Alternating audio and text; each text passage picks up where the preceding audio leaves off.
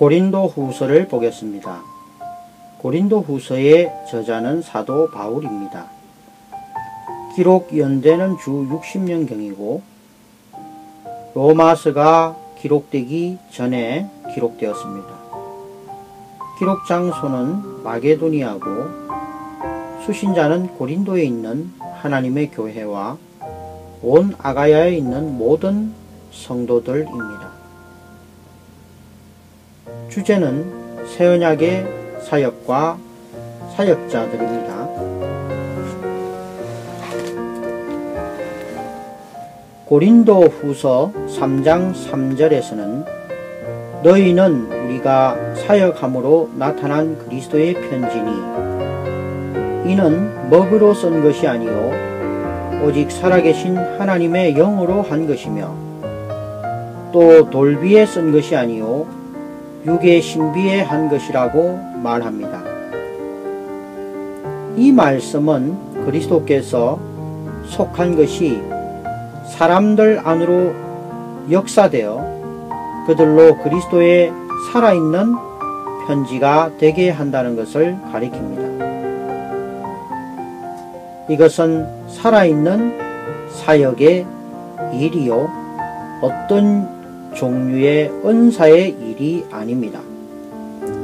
우리는 은사에 의해서만 그리스도의 생명을 사람 안으로 역사되게 할 수 없습니다. 우리는 은사나 가르침이나 말이나 지식으로만 그리스도를 다른 이들 안으로 사역할 수가 없습니다. 오히려 그것은 우리 안으로 역사되어 우리를 그리스도의 사역자들과 그리스도의 사역이 되게 하는 그리스도께 속한 것으로 말미암아 되어야 한다는 것입니다. 우리 사람들은 그리스도의 살아있는 사역이 되어야 합니다. 우리가 사역할 때 우리는 그리스도에 대한 지식을 전해주고 또 말씀을 통하여 그리스도 자신을 그들 안으로 사역해야 합니다. 이러한 종류의 사역은 그리스도를 사람들 안으로 역사하여 그들로 그리스도의 살아있는 편지들이 되게 하는 것입니다. 이 편지들은 잉크로 쓰여지지 않은 것, 즉 지식의 편지로 쓰여진 것이 아니라 그것들은 살아계신 하나님의 영으로 생명이신 하나님 자신으로 쓰여진 것입니다. 이렇게 사역하기 위해서 지식을 갖는 것만으로는 충분하지가 않습니다. 우리는 영 안에 있어야 합니다. 그러면 우리가 말하고 전파하고 가르칠 때 그 영의 요소, 본질이 사람들 안으로 사역되고 사람들 안으로 역사되어 그들로 그리스도의 살아있는 편지들이 되게 하는 것입니다.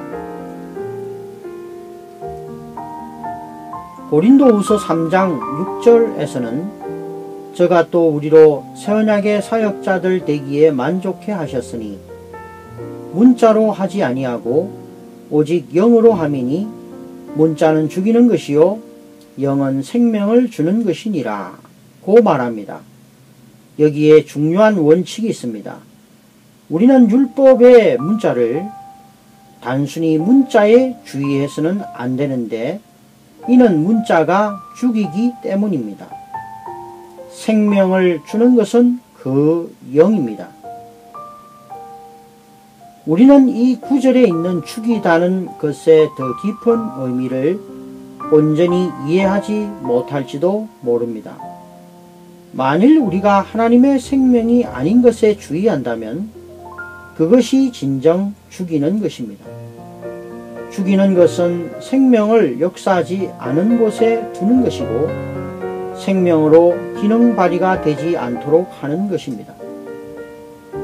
우리는 사망을 가져오는 것이 죽이는 것이라고 느낄지도 모르지만 비록 우리가 사망을 가져오지 않더라도 단지 생명이 아닌 것들에 주의하는 것도 진정 죽이는 것입니다.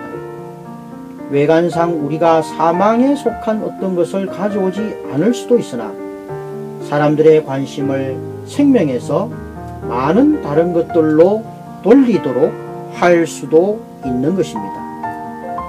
이것이 사망인 것처럼 보이지는 않더라도 사실상 그것은 참으로 죽이는 것입니다. 문자가 죽인다고 우리가 말할 때 그것은 단순한 교리, 문자에 대한 지식이 사람들로 하여금 생명이 아닌 것들에 주의하도록 하는 것을 의미합니다. 어떤 사람이 사역할 때 사망에 속한 것도 없지만 그것에 생명도 없고 오직 생명이 아닌 어떤 것만 있을지도 모릅니다.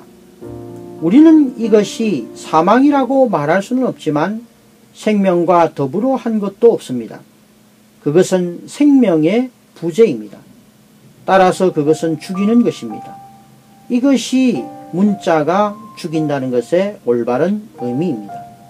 이 구절의 더 깊은 의미는 우리가 생명이 아닌 것들을 주의할 때 그것이 죽인다는 것입니다. 많은 신학교와 성경학교에서 그들이 가르치면 가르칠수록 그 가르침으로 말미암아 많은 사람들을 죽일 수가 있습니다. 수많은 젊은 사람들이 구원을 받게 될 때 그들은 살아있고 주님을 추구하게 되지만 신학교에 들어가고 나서는 온종일 지식 문자에 죽이는 것 아래 있을 수 있습니다. 우리는 다만 지식과 문자가 아닌 영과 생명에 주의하기를 배워야 합니다. 만약 우리가 생명이 아닌 어떤 것에 주의한다면 우리는 다른 이들을 죽이게 될 것입니다. 비록 우리가 이렇게 할 의도가 없다 하더라도 우리는 무의식적으로 그렇게 할 것입니다. 문자는 죽이지만 그 영은 생명을 줍니다. 따라서 우리는 영을 사용하고 그 영으로 주도하도록 해야 합니다. 그러면 생명이 사역될 것입니다. 그리스도의 살아있는 편지들은 지식이나 가르침이나 교리에 의해서가 아닌 그 영에 의해서 생명을 사역함으로써만 작성될 수가 있습니다. 고린도 후서 3장 17절과 18절에서는 또한 주는 그 영이시니 주의 영이 계신 곳에는 자유함이 있느니라. 그러나 우리가 다 수건을 벗은 얼굴로 거울처럼 주의 영광을 바라보고 반사하며 저와 같은 형상으로 변화하여 영광으로 영광에 이르니 곧 주의 영으로 비롯됨이ren. 여기에서 더 나은 번역자들은 바라봄이라는 헬라어 단어가 또 하나의 동사를 필요로 한다는데 동의합니다. 어떤 번역본들에서는 바라봄이라는 단어를 사용합니다. 반면 다른 것들에서는 반사하다는 의미를 나타냅니다.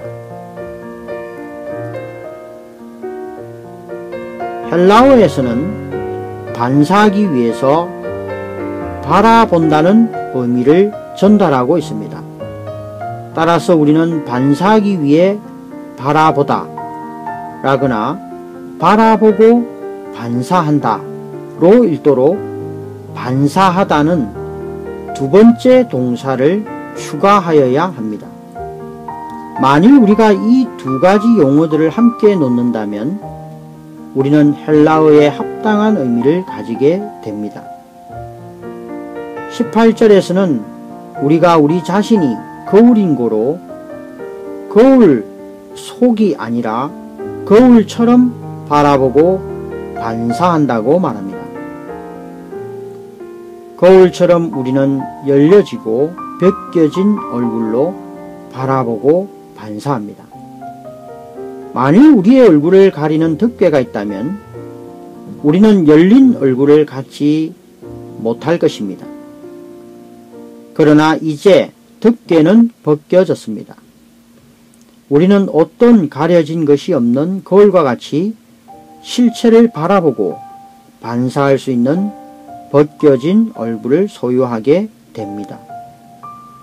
거울이 사람을 바라볼 때 그 사람은 거울 속에 있고 거울은 그 사람을 반사합니다. 우리가 거울 속에 있는 그 사람을 볼 수 있기 때문에 직접 이 사람을 볼 필요는 없습니다. 거울은 그 사람을 바라봄으로써 그 사람을 반사합니다. 이전에 이스라엘 사람들은 덮개가 있었습니다. 그러나 우리에게 있어서 덮개는 이제 사라지고 따라서 우리를 가리는 것은 아무것도 없습니다. 우리는 그리스도를 바라보고 그분을 주목하는 벗겨지고 가리워진 것이 없는 거울입니다. 우리가 그분을 바라보면 볼수록 우리는 그분을 더욱 더 반사하게 됩니다. 18절에서는 계속해서 우리가 그리스도의 형상으로 변화되고 있다고 말합니다. 험정역에서는 이 단어를 변한으로 표현하고 있는데 그것은 너무나 빈약합니다. 이것은 로마서 12장 2절에서 변화된으로 번역된 것과 같은 단어입니다.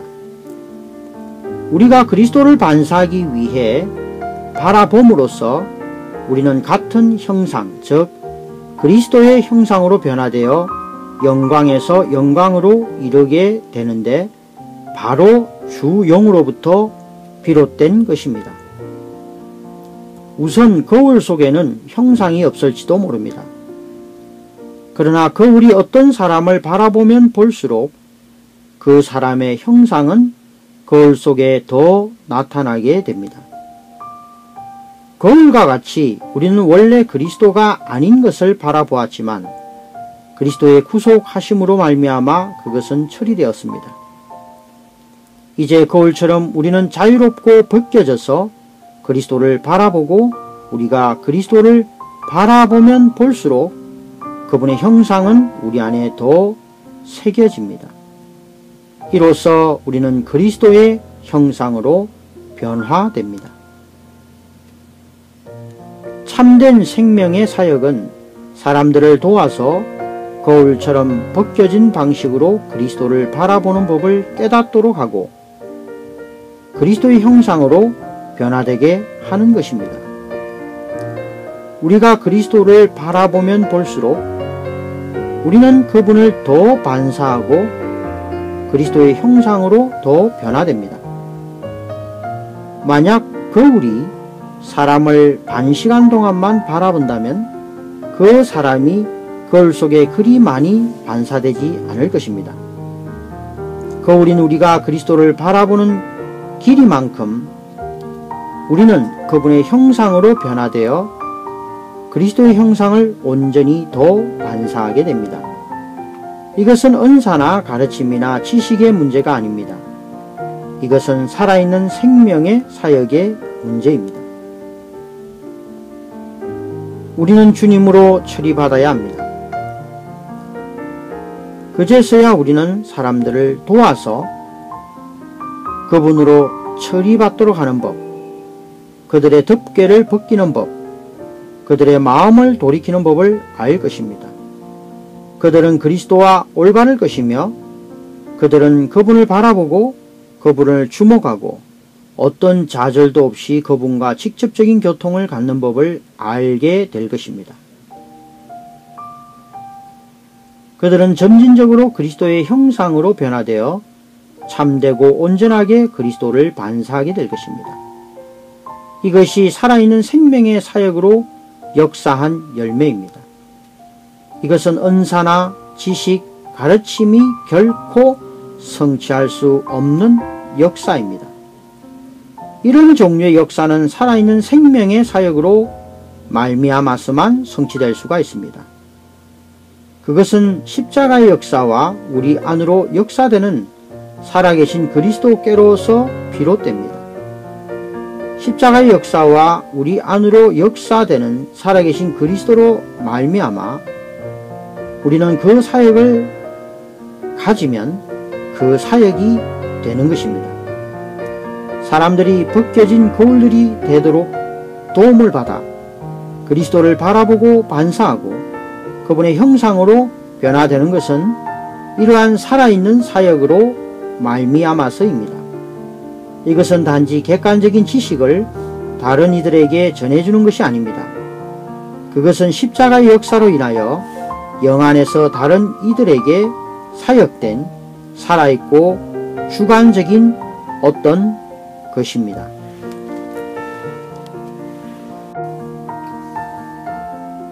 고린도후서 4장 7절에서는 그러나 우리가 이 보배를 질그릇에 가졌으니 라고 말합니다. 의심할 여지 없이 우리는 질그릇들이고 우리 속에 있는 보물은 삼일 하나님의 체현이신 그리스도이십니다. 우리 속에 있는 이 보배는 다른 이들에게 얼마나 유력하게 되고 나타나게 되고 사역될 수 있습니까? 다른 길은 없고 오직 십자가의 역사를 통하여 우리가 파쇄됨으로써 가능한 것입니다. 16절에서는 그러므로 우리가 낙심하지 아니하노니 겉사람은 후패하나 우리의 속은 날로 새롭도다 라고 말합니다. 여기에 우리가 말씀을 연구하는 데 있어서 크다란 항목이 있습니다. 겉사람은 무엇이고 속사람은 또 무엇입니까?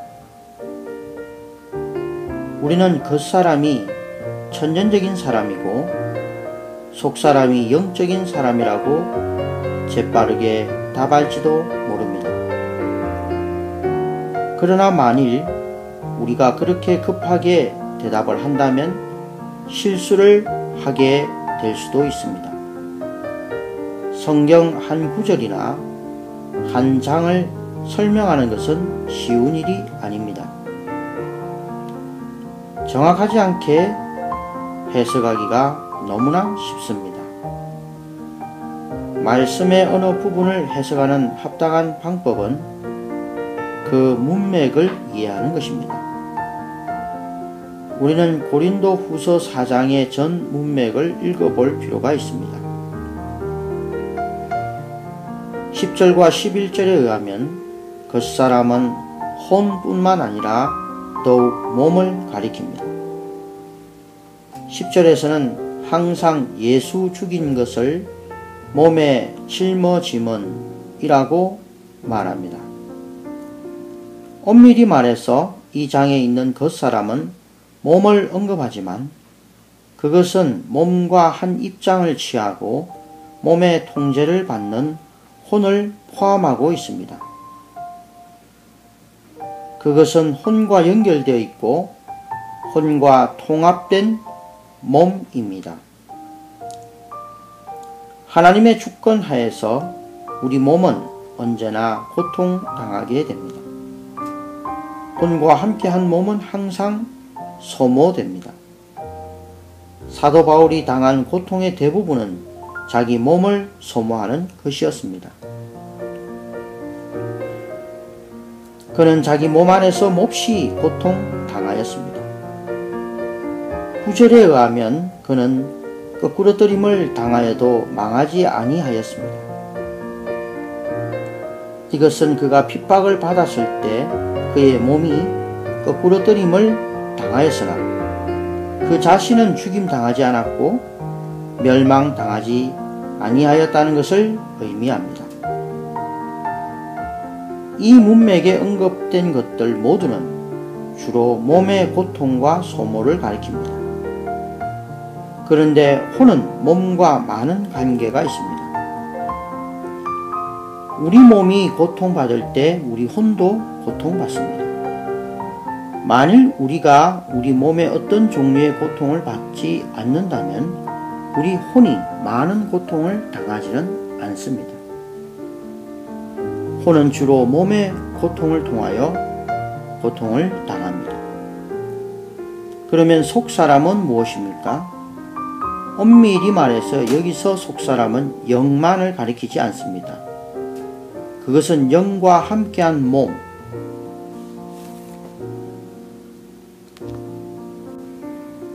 그것은 영과 함께한 혼, 즉 우리의 속사람을 가리킵니다. 로마서 8장 6절은 이것을 분명하게 확정해 줍니다. 로마서 8장에서는 우리 혼의 주요 부분인 우리의 생각이 육신 또는 영과 한 입장을 취할 수 있음을 말해 줍니다. 만일 우리의 혼이 육신과 한 입장을 취한다면 그것은 겉사람의 일부가 됩니다. 만일 혼이 영과 한 입장을 취한다면 그것은 속사람의 일부가 됩니다.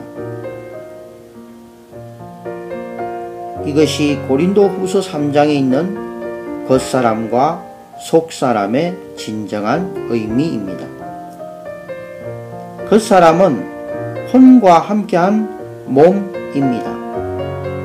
이것은 소모되어야 합니다. 속사람은 영과 함께한 혼입니다. 이것은 새롭게 되어야 합니다. 우리의 체험으로 인하여 우리는 이것을 깨닫게 될 수가 있습니다. 우리가 어쩌면 어떤 종류의 질병으로 고난을 당하고 있을 때 이것은 몸을 통한 고난입니다. 그러나 이때 우리의 몸이 소모되고 우리의 혼도 소모됩니다. 반면 동시에 우리의 혼은 우리의 영으로 더불어 소생하게 됩니다. 고난받기 전에 우리의 혼은 우리의 몸과 대단히 많이 관련되어 있었습니다. 그러나 고난의 기간이 있고 나서 우리의 혼은 영으로 많이 돌아서게 되는 것입니다.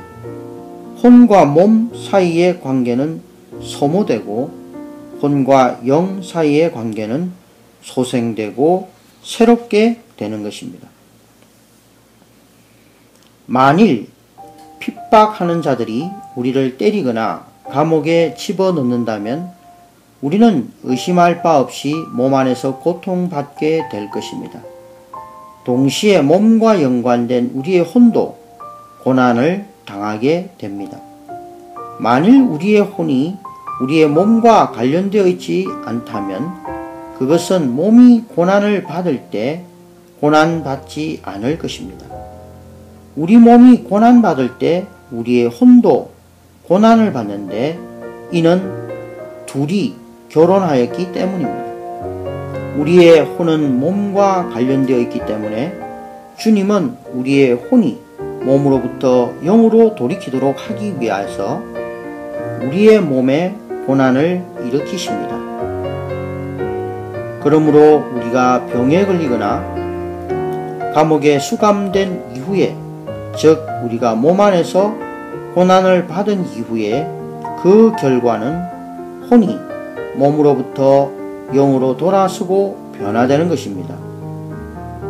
그것은 몸과의 관계에서 정결케 되고 영과의 소생되고 새롭게 된 관계 속으로 이끌려지게 됩니다. 그리고 나서 우리의 생각, 의지, 감정은 영적으로 소생되고 강화되고 새롭게 되는 것입니다. 우리가 고난받기 전에 우리의 혼은 몸에 너무 밀착되어 있고 겉사람의 일부인 몸에 너무 지나치게 연관되어 있습니다. 그래서 주님은 겉사람을 처리하여 겉사람을 고난당하도록, 즉 소모되도록 할 필요가 있으십니다. 겉사람이 소모되면 될수록 우리의 혼은 육신으로부터 영으로 더 돌아서게 됩니다. 한편 혼은 영과 함께 새롭게 되고 소생됩니다. 이것이 16절에 있는 후패하고 새롭게 된다는 것에 대한 합당한 의미입니다. 그제서야 우리의 혼은 몸에, 즉 육신에 그리 밀착되지 않을 것입니다. 우리의 혼은 정결케 되고 조정되고 새롭게 되고 영으로 돌이키게 되어 영과 협력하고 영과 합병될 것입니다. 이 새롭게 된 혼, 새롭게 된 생각, 의지, 감정은 영으로 그리스도를 표현하는 데 적합하게 되는 것입니다. 다시금 이것은 은사나 지식의 말씀이 아니라 살아있는 말씀의 사역이라고 할 수가 있는 것입니다. 믿지 않는 자의 혼은 100% 그 사람의 몸쪽에 위치하고 있습니다. 그 사람의 혼은 조금도 영으로 돌아서 있지 않습니다. 그리스도 안에서 어린 믿는 이의 혼도 그의 몸쪽에 상당히 자리 잡고 있습니다.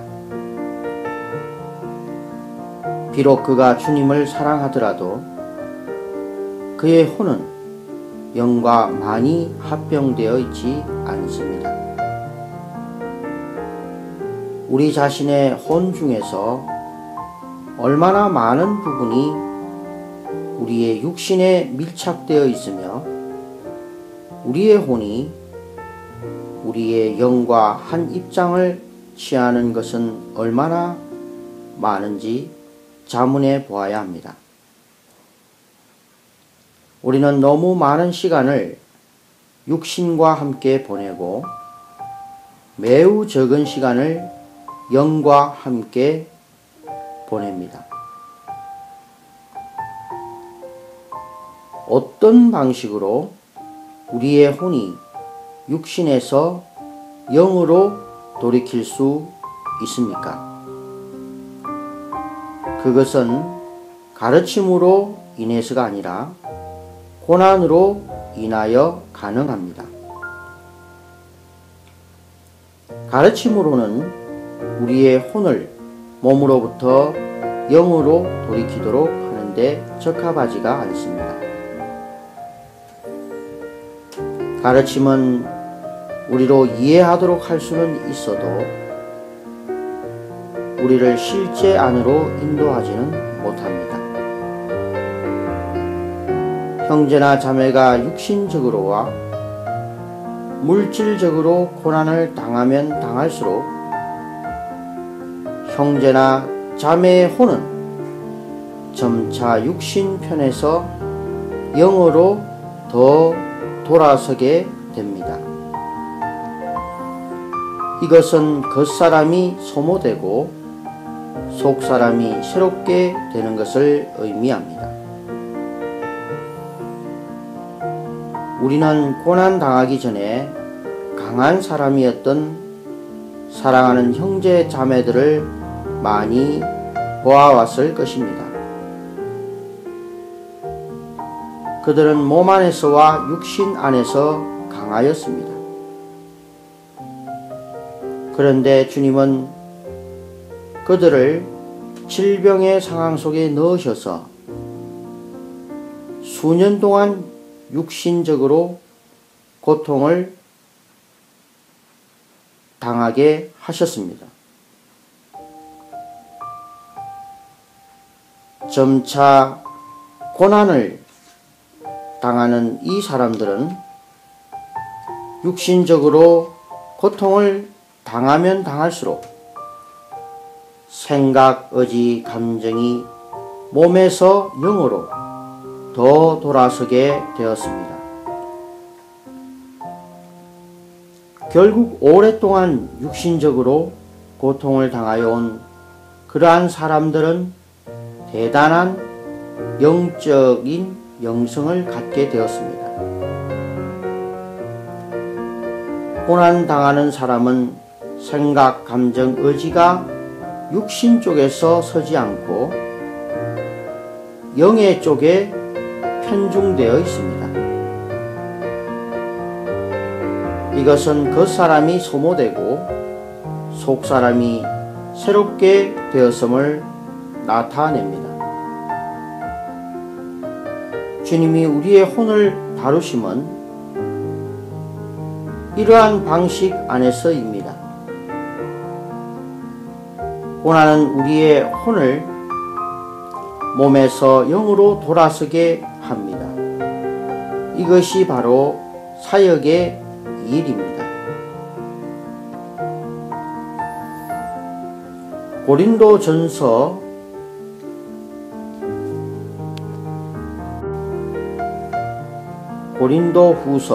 6장에서는 십자가의 역사와 그리스도께서 우리 안으로 역사됨을 강조합니다. 4절에서는 오직 모든 일에 우리가 하나님의 사역자들로 자천하여 라고 말합니다. 사도 바울이 쓴 다른 책들에서 그는 자신을 종이나 노예로 불렀으나 이 책에서 그는 사역자라는 단어를 대부분 사용하고 있습니다. 헬라어 본문에서 노예와 사역자라는 단어들은 다릅니다. 노예라는 단어는 특별히 배경을 가지고 있습니다. 그 당시 지중해 연안에는 사람이 주인에게 팔려 노예 곧 어떠한 자유도 없는 사람이 되는 관습이 있었습니다. 이것이 바울이 노예라는 단어를 사용했을 때 그가 의미한 바였습니다. 사도들은 주님의 노예들이었습니다. 한편 사역자라는 단어는 주님께 속한 어떤 것이 어떤 사람 안으로 역사되어 그 사람을 주님의 사역자가 되게 하는 것을 의미합니다. 어떤 사람이 한 사람의 노예일 수는 있어도 그 사람에게 좋은 사역자는 아닐지도 모릅니다. 노예가 된다는 것은 노예에게 자유가 없다는 것을 의미합니다. 노예는 한 사람에게 팔렸고 권리도 없고 자기 주인에게 복종합니다. 그런데 노예는 자기 주인에게 대해서는 아무것도 알지 못할 가능성도 있습니다. 노예는 그 주인에게 복종하는 법을 알지는 모르나 그 주인이 하고자 하는 것과 그 주인에게 복종하는 법을 알지는 모르나 그의 주인이 하고자 하는 것과 그 주인의 생각과 갈망이 무엇인지 모릅니다. 따라서 그 사람이 선한 노예라고 할 수는 있으나 선한 사역자는 아닌 것입니다. 사역자가 되고 주인을 대신하여 사람들을 다루기 위해서 사람에게는 그 주인이 그 사람 안에 역사되어져야 합니다.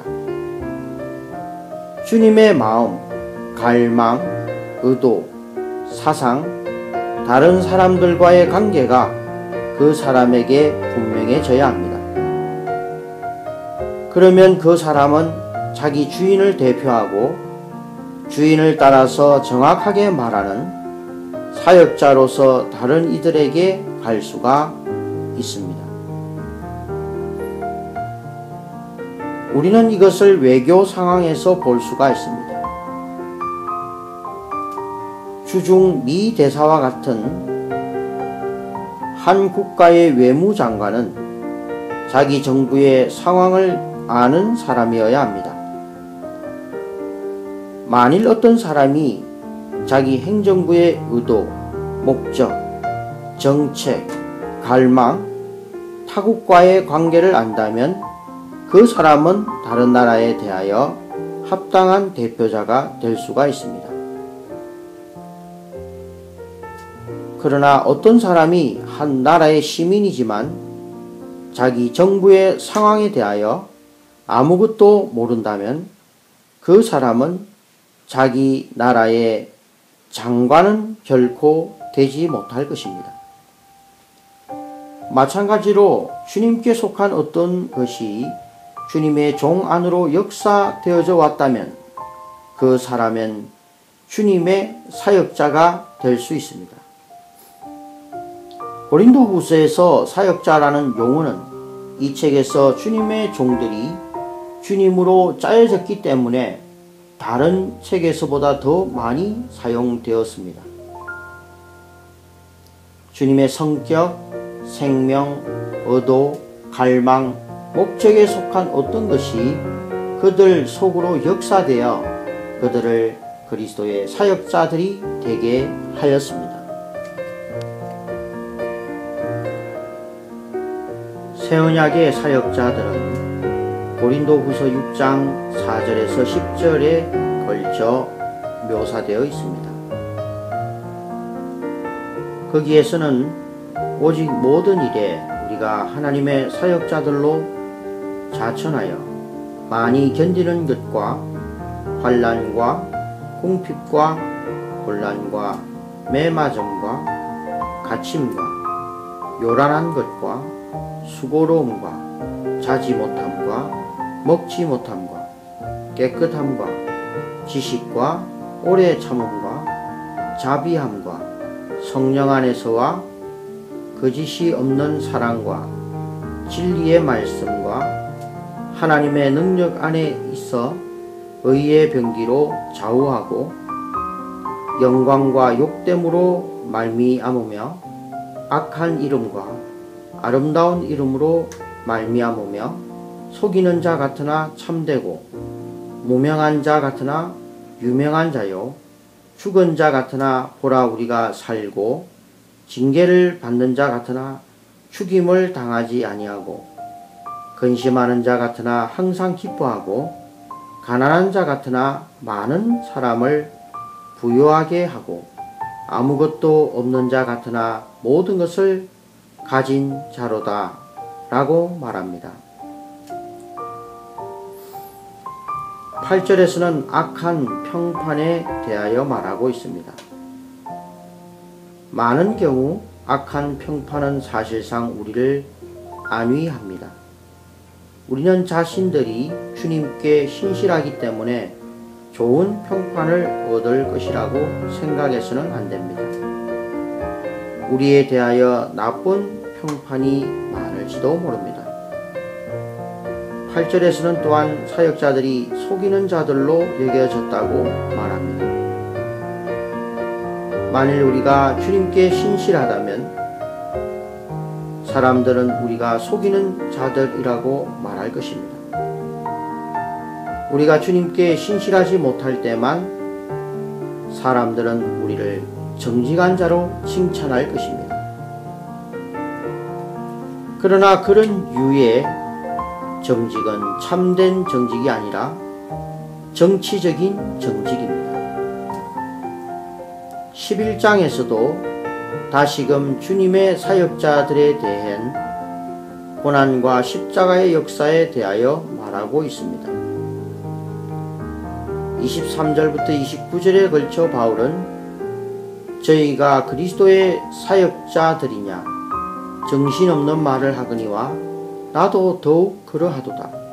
내가 수고를 넘치도록 하고 옥에 갇히기도 더 많이 하고 매도 수없이 맞고 여러 번 죽을 뻔하였으니 유대인들에게 40에 하나 감한 매를 5번 맞았으며 3번 태장으로 맞고 1번 돌로 맞고 3번 파선하는데 일주야를 기품에서 지냈으며 여러 번 여행에 강의 위험과 강도의 위험과 동족의 위험과 이방인의 위험과 시내의 위험과 광야의 위험과 바다의 위험과 거짓 형제 중에 위험을 당하고 또 수고하며 애쓰고 여러 번 자지 못하고 줄이며 목마르고 여러 번 굶고 춥고 헐벗었노라.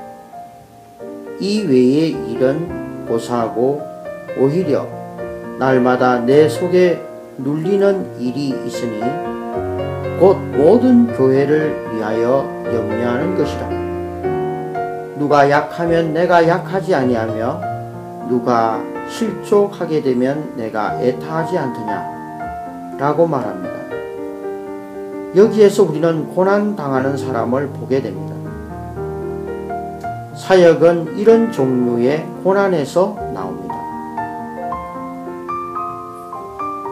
12장 7절에서는 여러 계시를 받은 것이 지극히 크므로 너무 자고하지 않게 하시려고 내 육체의 가시 곧 사단의 사자를 주셨은즉 이는 나를 쳐서 너무 자고하지 않게 하려 하심이니라 고 말합니다. 주님께서는 사도 바울이라고 할지라도 자긍하고 자고할 수 있다는 것을 아셨으므로 저에게 육체의 가시를 주셨습니다. 여기 육체 안에서 라는 것은 몸 안에 있는 육신적인 고난을 의미합니다. 8절과 9절에서는 계속해서 이것이 내게서 떠나기 위하여 내가 3번 주께 간구하였더니 내게 이르시기를 내 은혜가 내게 족하도다. 이는 내 능력이 약한 데서 온전하여 짐이라 하신지라.